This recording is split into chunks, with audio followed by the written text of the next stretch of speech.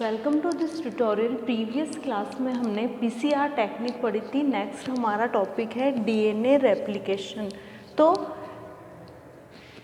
DNA replication की खोज, या मैं कहूँ कि इसको देने वाले साइंटिस्ट थे वॉटसन एवं क्रिक। तो डीएनए रेप्लिकेशन का प्रतिपादन करने वाले या खोज करने वाले साइंटिस्ट थे वॉटसन एवं क्रिक ने डीएनए रेप्लिकेशन दिया। तो सजीवों में डीएनए एकमात्र ऐसा सजीव मॉलिक्यूल होता है जिसमें रेप्लिकेशन की क्षमता पाई जाती है।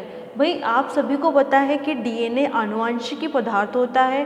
तो यह आनुवंशिकी पदार्थ रेप्लिकेशन या प्रतिकरण कैसे करता है, प्रतिलिपिकरण कैसे करेगा? तो ये एकमात्र सजीव या लिविंग मॉलिक्यूल होता है जो अपना सिंथेसिस करता है और नए डीएनए फ्रेगमेंट्स का निर्माण करता है। या मैं यूँ कहूँ कि ये अपने आप में रेप्लिकेशन करने का गुण रखता है। तो एक्चुअल में रेप्लिकेशन क्या है कि डीएनए से डीएनए का सिंथेसिस ही डीएनए रेप्लिकेशन कहलाता है। और ये जो डीएनए से डीएनए का सिंथेसिस होता है या डीएनए का, जिसे मैं रेप्लिकेशन बोल सकती हूँ, डीएनए रेप्लिकेशन, ये सेल डिवीजन की एस स्टेज में कंप्लीट होता है। तो अगर शॉर्ट क्वेश्चन आए कि रेप्लिकेशन, डीएनए रेप्लिकेशन की प्रोसेस कौन सी स्टेज में होती है, तो सेल डिवीज़न की एस स्टेज में, सेल डिवीज़न जब हो रहा होता है उसकी एस स्टेज में डीएनए का रेप्लिकेशन होता है। और ये जो रेप्लिकेशन होता है इससे नए डीएनए फ्रेगमेंट्स का निर्माण होता है। तो डीएनए का रेप्लिकेशन 3 प्रकार से होता है। तो टाइप्स ऑफ रेप्लिकेशन। तो जो आपके रेप्लिकेशन है, ये जो रेप्लिकेशन है आपके जूलॉजी में भी है। मीन्स आपको अगर एक्सप्लेनेशन में आपको अगर पढ़ना है तो ये आपके जूलॉजी में आएगा। तो मैं यहाँ पे ब्रीफ में आपको बताऊंगी।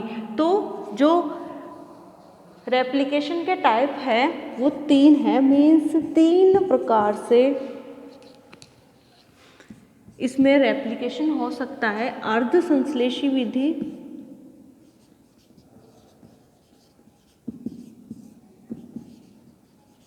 फिर है परिक्षेपी विधि,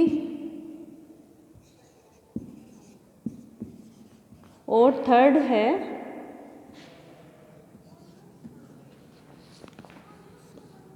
संश्लेषी विधि।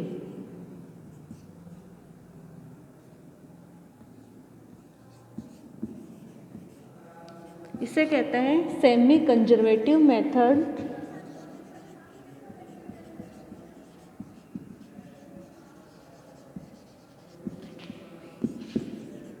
इसे कहते हैं डिस्पर्सिव मेथड, और इसे कहते हैं कंजर्वेटिव मेथड। तो सजीवों में होने वाला डीएनए रेप्लिकेशन 3 प्रकार से होता है। फर्स्ट है अर्ध संश्लेषी विधि, सेकंड है परिक्षेपी विधि, और थर्ड है संश्लेषी विधि। जो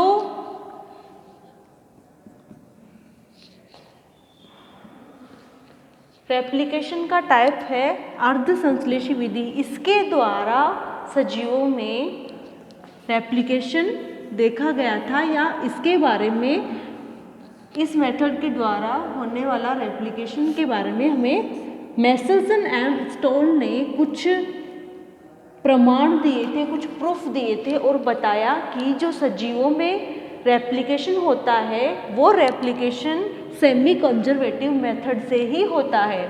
फिर इसमें कि कंप्लीट बात तो ये हो गई कि डीएनए एक ऐसा मॉलिक्यूल है जो अपने रेप्लिकेशन करने की क्षमता रखता है या गुण रखता है। तो इस रेप्लिकेशन में कौन कौन से एंजाइम यूज में आएंगे? तो एंजाइम्स हैं हेलिकेज, फर्स्ट है हेलिकेज। तो हेलिकेज का क्या कार्य होगा कि डीएनए के सूत्रों को कहते हैं हेलिकल।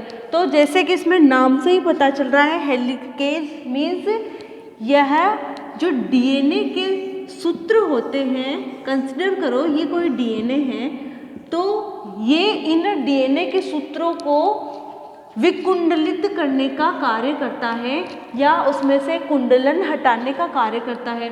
तो कंसिडर करो कि ये कोई नॉर्मल डीएनए की स्ट्रक्चर है।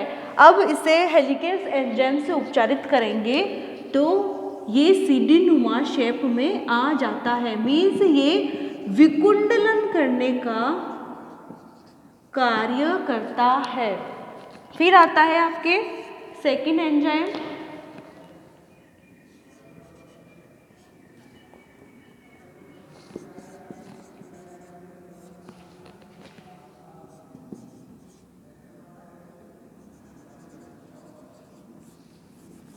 हाँ, फिर आता है आपके DNA polymerase enzyme.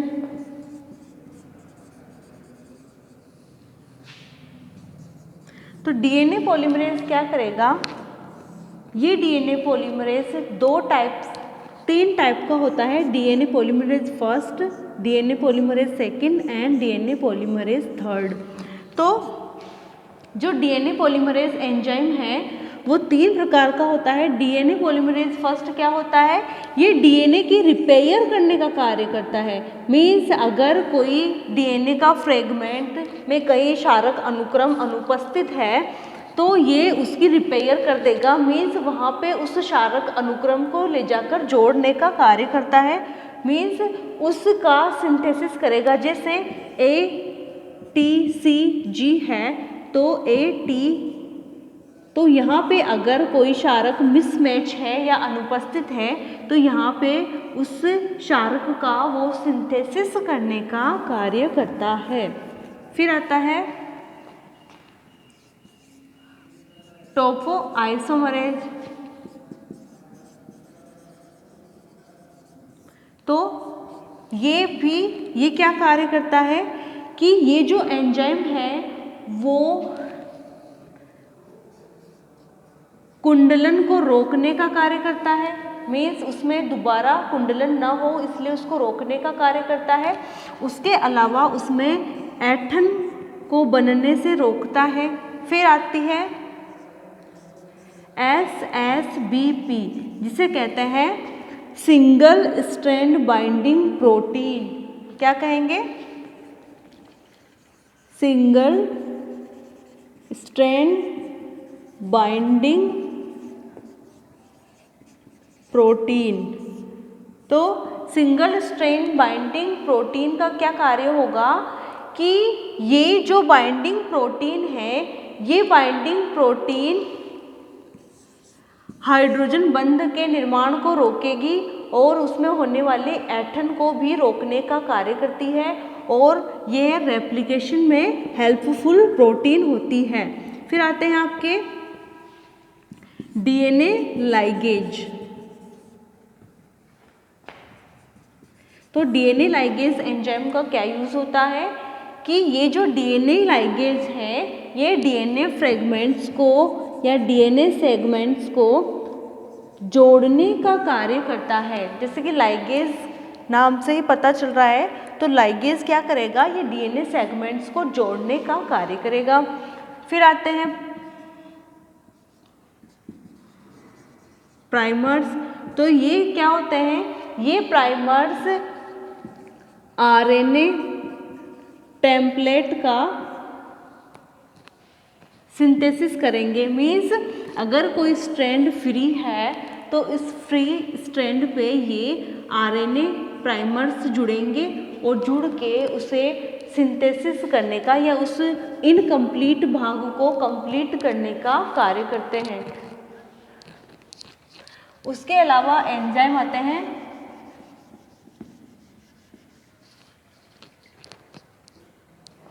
Restriction enzyme. Restriction enzyme in DNA खंडों को काटने का कार्य करते हैं रेस्ट्रिक्शन एंजाइम को आणविक कैंचियाँ भी कहते हैं। क्यों कहते हैं? क्योंकि ये विशिष्ट स्थलों को पहचान के या विशिष्ट अनुक्रमों को पहचान के ये काटने का कार्य करते हैं। फिर आते हैं एंडोन्यूक्लियस एंजाइम। तो एंडोन्यूक्लियस एंजाइम का क्या कार्य होगा कि जैसे कि ये विकुंडलित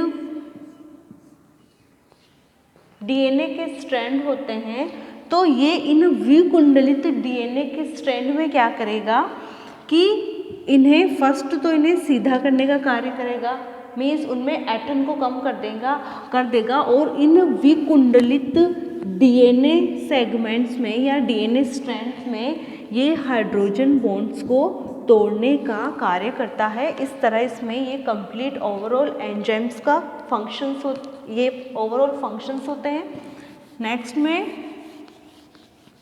सेमी कंजर्वेटिव मेथड पढ़ाऊंगी जो आपके सिलेबस में है कि मैसेल्सन एवं स्टॉल के एक्सपेरिमेंट को समझाइए, ऐसे करके आपके एग्जाम में क्वेश्चन आता है।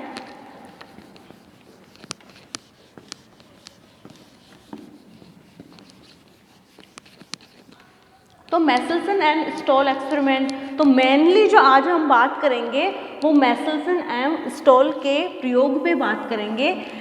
मैसेल्सन एवं स्टॉल ने सेमी कंजर्वेटिव मेथड के द्वारा डीएनए में रेप्लिकेशन को समझाया। मैंने शुरू में बता दिया कि डीएनए रेप्लिकेशन के प्रतिपादनकर्ता कौन थे या खोज करने वाले साइंटिस्ट कौन थे, वॉटसन एवं क्रिक। लेकिन इस होने वाले डीएनए रेप्लिकेशन के बारे में जो प्रमाण दिए या प्रूफ दिए वो साइंटिस्ट कौन थे? मैसेल्सन एवं स्टॉल।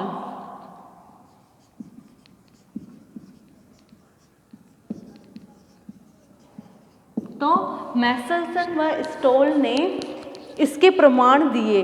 भाई डीएनए मॉलिक्यूल्स में रेप्लिकेशन तो होता है, प्रतिकृतिकरण तो होता है, लेकिन जो प्रतिकृतिकरण होता है वो सेमी कंजर्वेटिव मेथड के द्वारा होता है। और इस चीज़ के प्रमाण देने वाले साइंटिस्ट कौन थे? मैसेल्सन एवं स्टॉल।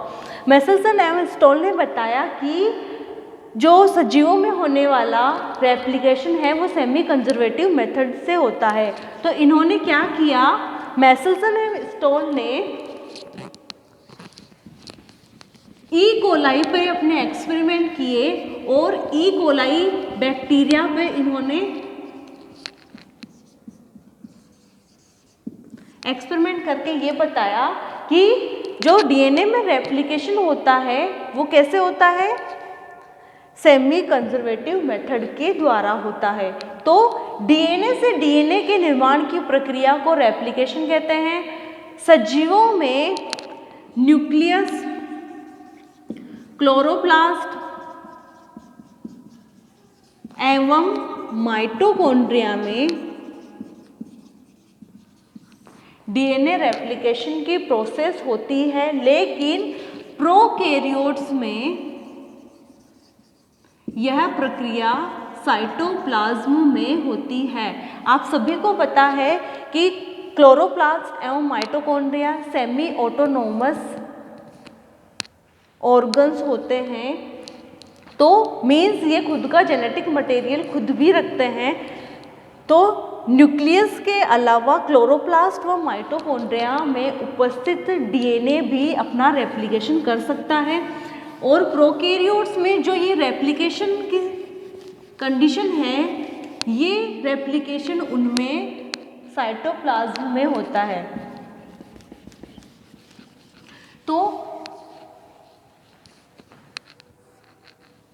डीएनए से डीएनए के निर्माण की क्रिया डीएनए रेप्लिकेशन एवं इस प्रोसेस को देने वाले थे या इसके प्रतिपादन करता थे वॉटसन एवं क्रिक। लेकिन इस डीएनए रेप्लिकेशन के बारे में पुख्ता सबूत देने वाले साइंटिस्ट थे मेसेल्सन एंड स्टॉल। इन्होंने ई कोलाई पे एक्सपेरिमेंट किया और बताया कि सेमी कंजर्वेटिव मेथड या अर्ध संश्लेषी विधि के द्वारा इनमें रेप्लिकेशन होता है।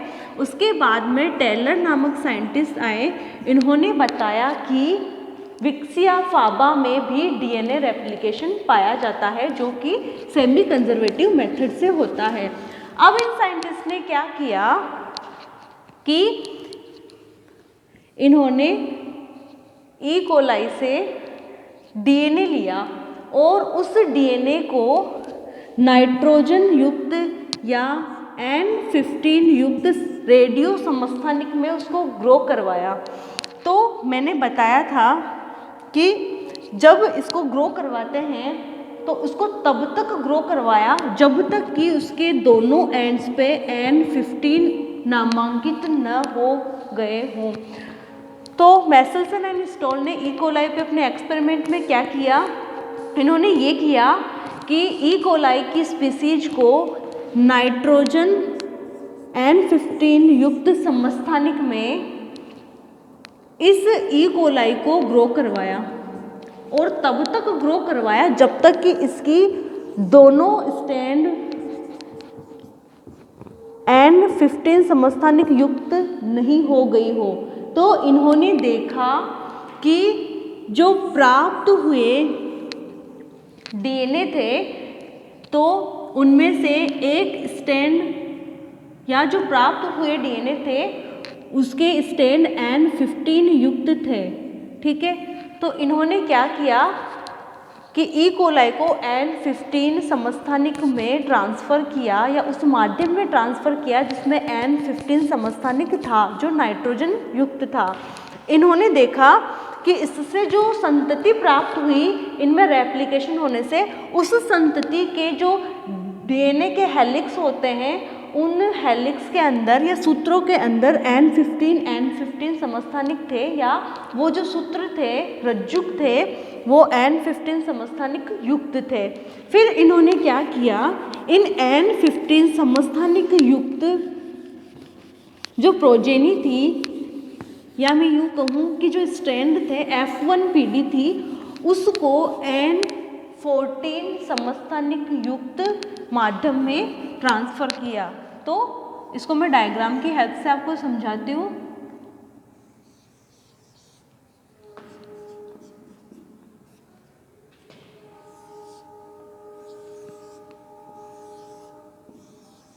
तो ये N15 समस्थानिक युक्त माध्यम में ई कोलाई का डीएनए है। तो ये जो प्रोजेनी प्राप्त हुई इसके जो दोनों एंड्स थे वो N15 थे। ठीक है, जो डॉटर स्ट्रैंड प्राप्त हुए वो N15 युक्त थे। लेकिन क्या हुआ, इन्होंने इस प्रोजेनी को या इन प्राप्त नए सूत्रों को क्या किया, N14 नाइट्रोजन समस्थानिक युक्त माध्यम में स्थानांतरित कर दिया। तब इन्होंने देखा कि जो प्राप्त हुए नए स्ट्रैंड थे, नए रज्जुक थे, उनमें 50% तो पुराने वाले थे और 50% नए वाले थे। मीन्स 50% जो इन्होंने रज्जुक प्राप्त किए वो पैतृक गुणों युक्त थे और जो 50% डीएनए स्ट्रैंड प्राप्त किए वो नए सिंथेसिस किए हुए डीएनए फ्रेगमेंट्स थे। तो रिजल्ट में उन्होंने देखा कि जब N15 वाली F1PD को इन्होंने N14 में ट्रांसफ़र किया तो इन्हें दो टाइप की प्रोजेनी प्राप्त हुई या संतति प्राप्त हुई, N15 N14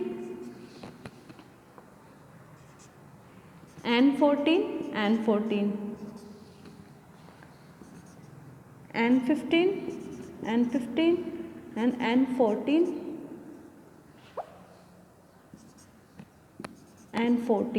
तो इन्होंने देखा कि जो 50% स्ट्रैंड प्राप्त हुए, डीएनए के सेगमेंट प्राप्त हुए या एकल सूत्र प्राप्त हुए, वो एकल सूत्र पैतृक गुणों वाले थे या पेरेंट के समान गुणों वाले थे। लेकिन जो 50% प्राप्त हुए वो एकदम ही नए सूत्र थे। तो इन्होंने कंप्लीट ओवरऑल ये बताया कि जो सजीवों में डीएनए रेप्लिकेशन होता है, ये DNA replication semi conservative method के द्वारा होता है। तो इन्होंने N15 रेडियो समस्थानिक युक्त माध्यम में जब ई कोलाई को डाला तो उसको तब तक ग्रो करवाया तब जब तक कि वो N15 नामांकित ना हो जाए। फिर उसको जो F1PD प्राप्त हुई उससे उन्होंने क्या किया, N14 रेडियो समस्थानिक युक्त माध्यम में स्थानांतरित किया और 2 पीढ़ियों तक उसको ग्रो करवाया, जिससे निम्न परिणाम प्राप्त हुए। और ये है ओवरऑल आपके मेसेल्सन एंड स्टॉल प्रयोग जो आपके एग्जाम में आता है। अभी के लिए इतना ही, नेक्स्ट क्लास में मैं नेक्स्ट शुरू करूँगी। Thank you.